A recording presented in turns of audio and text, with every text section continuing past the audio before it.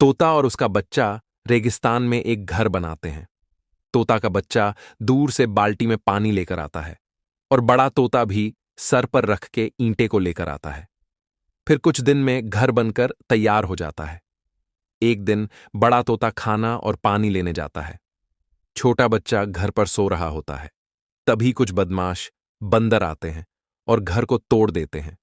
तोता का बच्चा टूटे घर में दबकर मर जाता है। फिर यह बड़ा तोता आता है और बच्चे को देखकर रोने लगता है, क्योंकि किसी ने लाइक सब्सक्राइब नहीं किए।